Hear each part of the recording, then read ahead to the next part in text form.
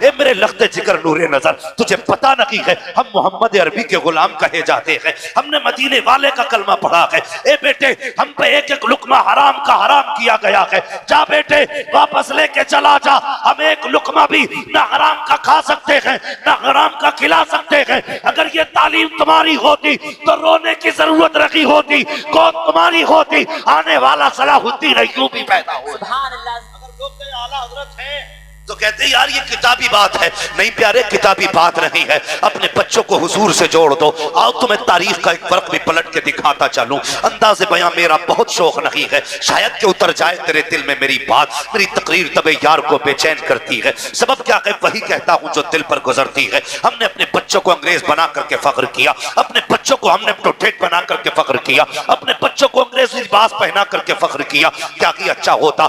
آج سوسائٹی کا آپ جائزہ لیجئے، ہر باپ بیٹے کو بٹھا کے کہتا ہے لخت جگر یہ بلڈنگ دیکھ رہا ہے، یہ ملن پردھان کی بلڈنگ ہے، یہ کلن ٹھیکیدار کی بلڈنگ ہے۔ ابا کیا بات ہے؟ کہ اس کا باپ تو ٹھیلا چلاتا تھا، اس کے باپ کی اتنی اوقات نہ تھی کہ پیٹ بھر کے کھانا کھا لیتا، آج اس کی بلڈنگیں کھڑی ہیں۔ ابا کیسے کیا؟ کہ اس نے پیسہ کمایا، 3 منزل بلڈنگ کھڑی کر دی۔ اے بیٹے زندگی کا مزہ تو تب ہے جب تو 5 منزلہ مکان کھڑا کر دے۔ نادان تو نے اپنے بیٹوں کو امیر بننے کے طریقے تو سکھائے، کیا کہ اچھا ہوتا کبھی صدیق کی کہانی سناتا، کبھی عمر کی باتیں بتاتا، کبھی بلال کے قصے سناتا، کبھی ابو حذیفہ کی بات بتاتا، کبھی ابو ہریرہ کی تاریخ سناتا۔ قسم خدا کی تیرا بیٹا ڈاکو نہیں بنتا، نشیڑی نہیں بنتا، چرسیا نہیں بنتا، قصے ان کے ہوتے غلام مصطفیٰ جان رحمت کا بنا۔ یہ تقریر نہیں سبق ہے، میسیج ہے۔ وہ کیا مسلمان ہے یار جسے حضور سے پیار نہ ہو؟ زندگی ہے کوئی؟ جوانوں مر جانا، اللہ تمہیں سلامت رکھے، کمانے نکلے ہو گھر سے باہر، اللہ رزق میں برکت کرے تمہارے۔ ہر بندہ بچوں کے لیے کرتا ہے، لیکن سب سے بڑا کام یہ ہے کہ بچوں کو حضور کا عاشق بنا کے جانا، حضور کا عاشق بنانا ہے بچوں کو۔ بنائیں گے انشاءاللہ؟ انشاءاللہ۔ سارے بولو انشاءاللہ۔ میں تمہیں بتاؤں کیسی کیسی مائیں ہوئی ہیں، وہ میری ماں بہنیں بھی سنیں، جو بچوں کے ہاتھ میں موبائل دے کر کے محلے بھر میں چغلی اور غیبت کرتی گھومتی ہے۔ ہاں بچوں کے ہاتھ میں موبائل دیے، وہ خود فری ہو کے نکل گئی ٹہلنے کے لیے، اور گھروں میں بیٹھنے کے بعد اس بات کے سوا کوئی کام نہیں۔ پتہ تیری ساس نے فلاں دن کیا کہا، تیری نند نے کیا کہا تھا، تیری دیورانی کو میں نے یہ کہتے سنا، اس فساد کے سوا کچھ بھی نہیں۔ میری بہن مرنا ہے، ایک دن مرنا ہے تجھے، جب کفن میں لپیٹ دی جائے گی کوئی بچانے نہیں آئے گا، کوئی بچانے نہیں آئے گا۔ زندگی ایسی گزار کے جا جب تیرا جنازہ اٹھے، کوئی کہے پردھان کی بیٹی، کوئی کہے ٹھیکیدار کی بیٹی، فرشتے کہیں چپ ہو جاؤ یہ تمہارے نزدیک پردھان کی بیٹی ہے، ہم سے پوچھو ہم بتاتے ہیں یہ غلام احمد مختار کی بیٹی کا جنازہ جا رہا ہے۔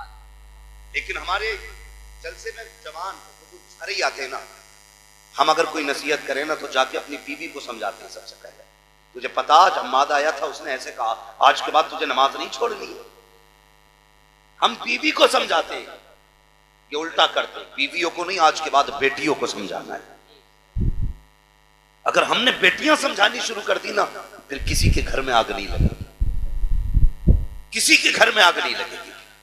بیٹیاں سمجھایا کرو۔ اگر بیٹیوں کی، میں بڑے بڑے پیسے والوں کو میں نے روتے دیکھا نہیں، جن کے پاس کروڑوں کروڑوں روپے سر پکڑ کے بیٹھ رہے تھے، کیا بات کا سکھ نہیں زندگی کا، کیوں کہ جب سے بیوی آئی ہے نا جینا حرام ہے، جینا حرام ہے۔ کیا بات ہوئی؟ کہتے ہیں برابر کے لوگوں میں شادی کی تھی، اس کا باپ بھی کروڑ پتی تھا، کھاتے گھر کی آئی ہے بھائی، لیکن جب سے آئی ہے اس نے جینا حرام کر رکھا۔ بھائی سوچ، تو نے برابری کا رشتہ دیکھا، پیسے والے دیکھے، کیا یہ اچھا ہوتا تو مدینے والے ڈھونڈ لیتا، حضور والے دیکھتا، اس میں کنیز فاطمہ زہرا تلاش کرتا۔ قسم خدا کی اگر غریب باپ کی بیٹی ہوتی نا تیرے گھر کو سکھ سے بھر دیتی، چین سے بھر دیتی، اس لیے کہ نیند سے بستر خریدے جاتے ہیں، پیسوں سے نیند نہیں خریدی جا سکتی ہے، پیسوں سے بستر نہیں، بستر خریدے جا سکتے ہیں، نیند نہیں، پیسے سے گھر بنائے جاتے ہیں، آرام نہیں۔ گھر اور آرام کیسے ایک جگہ ہوتے ہیں؟ جب خدا آرام دیتا ہے تب آرام ملتا ہے۔ تبھی میں کہتا ہوں فٹ پاتھ پہ سو جاتے ہیں اخبار بچھا کر، مزدور کبھی نیند کی گولی نہیں۔ زندہ باد زندہ باد. بہت حضور اچھا کبھی پیغام, نہیں تھی، بولی نہیں. بہت اچھا پیغام مفتی اللہ صاحب. تمہیں سلامت رکھے. کوشش کرنا ہے اپنے بچوں کو سنبھالنا. ایک بزرگ گزر کے جا رہے تھے، عصر کی نماز کا وقت ہو گیا. توجہ ہے کمیٹی والوں؟ ہاں، میں آپ سے نہیں کہوں گا آپ اٹھ کے پیسے لوٹائیے، صرف اتنا کہوں گا میری باتیں سنیے، صرف بات سنیے میری. تو ایک بزرگ گزر کے جا رہے تھے، عصر کا وقت ہوا، انہیں نماز پڑھنی تھی. دائیں دیکھا بائیں دیکھا، پانی نہیں. بستی کے پاس ایک کنواں تھا. پہلے تو اتنے پانی کثرت سے مل نہیں پاتا تھا، تھوڑا تھوڑا کہیں مل جاتا تھا. کنویں ہوتے تھے، ڈول رسی. تو بستی میں پہنچے نا پانی کی تلاش میں، تو کنواں تو ملا لیکن ڈول رسی نہیں تھی. جا کے کھڑے ہو گئے، دائیں بائیں دیکھنے لگے. ایک چھوٹی سی بچی نا 6-7 سال کی بچی ہوتی، چھت پہ کھڑی تھی. اس نے کہا کیا بات ہے بابا؟ تو مولانا کہنے لگے بیٹی وضو کرنا ہے اور ڈول رسی نہیں ہے. تو چہرہ دیکھ کے کہنے لگی چہرے سے تو بڑے مولانا لگتے ہو. کہا پھر؟ تو کہا آپ کو بھی ڈول رسی کی ضرورت؟ کہنے لگے بیٹی کنویں سے پانی نکالنے کے لیے ڈول رسی سبب ہوتا ہے، جب وہ نہیں ہوگا تو میں پانی کیسے نکالوں گا؟ تو بچی نے مسکرا کے کہا اچھا. قریب آئی، چھت پہ کھڑی تھی بچی، کنواں اس کے گھر کے پاس تھا. بچی نے کنارے آ کے نا چھت کے کنویں میں تھوک دیا. جیسی تھوکا نا پانی اوپر آ گیا کنارے پہ. کہنے لگی لو حضرت وضو کر لو. یہ اس وقت تک نیچے نہیں جائے گا جب تک آپ کا وضو نہیں ہو جائے. آپ نے وضو کیا لیکن فکر تھی یار میں اتنا بڑا علامہ، ہزاروں لاکھوں میرے شاگرد، اور پانی اس بچی کے تھوک سے اوپر آ گیا. جلدی جلدی نماز پڑھی. بچی سے کہنے لگے بیٹی ایک بات بتائے گی؟ بچی نے کہا کون سی بات بابا؟ کہنے لگے بیٹی تیری عمر بھی اتنی نہیں جس پہ نماز فرض ہو گئی ہو، تجھ پہ سجدے بھی فرض نہیں، تجھ پہ زکوٰۃ بھی فرض نہیں، تجھ پہ حج بھی فرض نہیں. اے بیٹی بتا تو سکی کون سی نیکی کر کے بیٹھی ہے کہ تو نے تھوک دیا تو پانی اوپر آ گیا ہے؟ کون سی عبادت کی ہے کہ تیرے ایک اشارے سے پانی اوپر آ گیا ہے؟ بچی نے اتنا سنا مسکرا کے کہتی بابا وضو ہو گیا، نماز ہو گئی. اب یہ نہ پوچھ میں نے کیا کیا ہے، بات جائیے اپنی منزل کا راستہ پکڑیے. اللہ اکبر. اتنا سنا مولانا کہنے لگے بیٹی بتا تو سہی کون سی عبادت ہے جو تو کرتی ہے، کون سی نیکی ہے جس کی وجہ سے یہ پانی تیرا اتنا فرما بردار ہے؟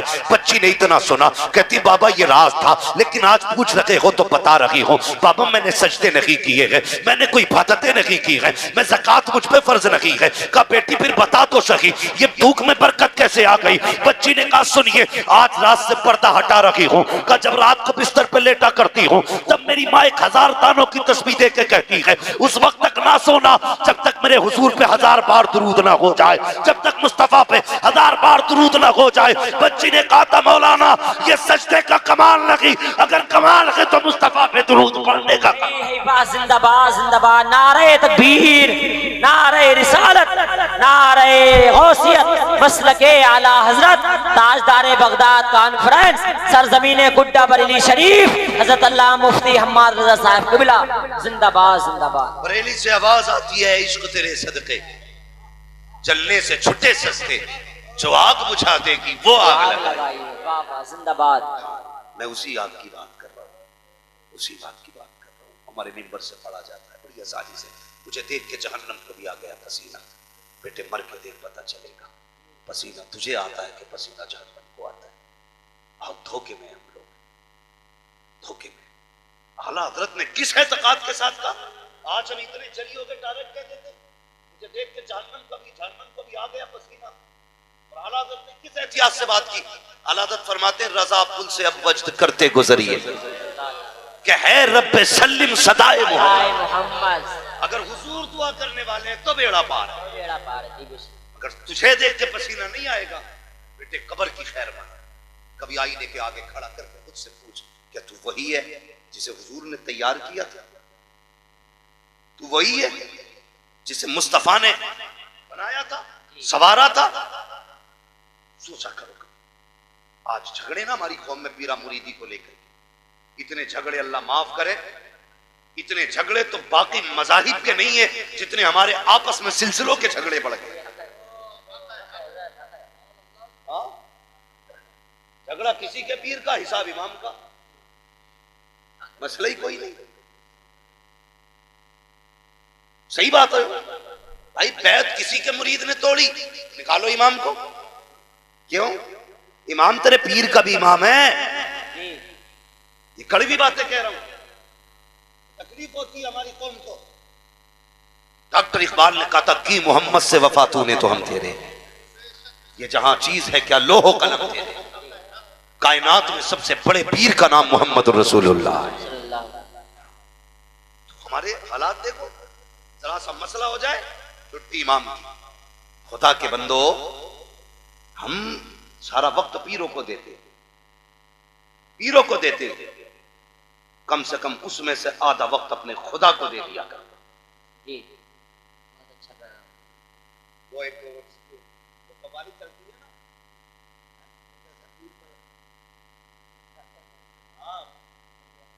پیر پرستی کرتے کرتے مل گیا مجھ کو اللہ. حق پرستی بندوں نے چھوڑ کے پیر پرستی شروع کر دی. تعویل نہ کرے کل کو کوئی اس میں کہ جی بات صحیح ہے. ہاں بات صحیح ہے, لیکن ہمیں یہ بھی تو بتانا ہے کہ پیر پرستی ہے کیا. وہاں پیر پرستی سے مراد کیا, عبادت مراد نہیں ہے. اگر نمازیں نہ پڑھو پیر بچا لے تو پھر ہم نہیں جاتے. ہمیں بتانا, پھر تو حالات بگڑتے جا رہے ہیں. ہماری قوم اتنی اندھی ہو گئی ہے جس کا کوئی کہنے کا جواب نہیں. غلط نہیں کہہ رہا ہوں. آج بیٹیاں سگنلوں پہ بھیک مانگ رہی ہیں اور پیر کو 3-3 لاکھ کے نذرانے,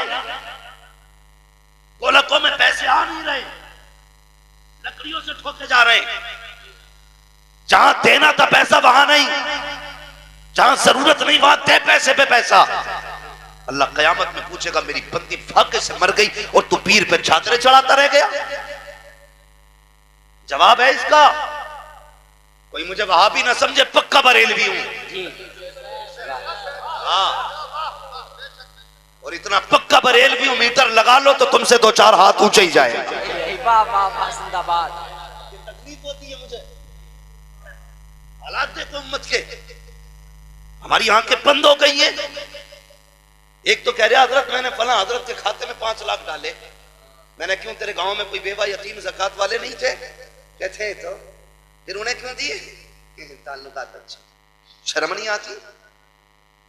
زکوٰۃ تعلقات دیکھ کے دے رہا ہے.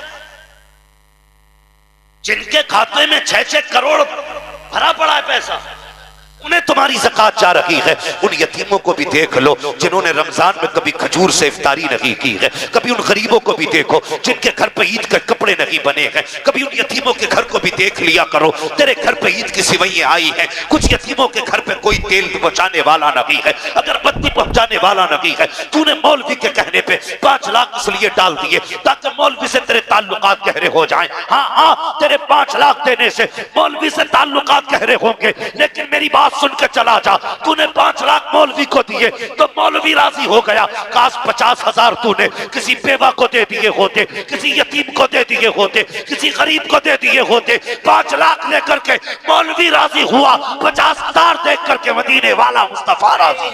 زندہ باد, زندہ باد, نعرہ تکبیر.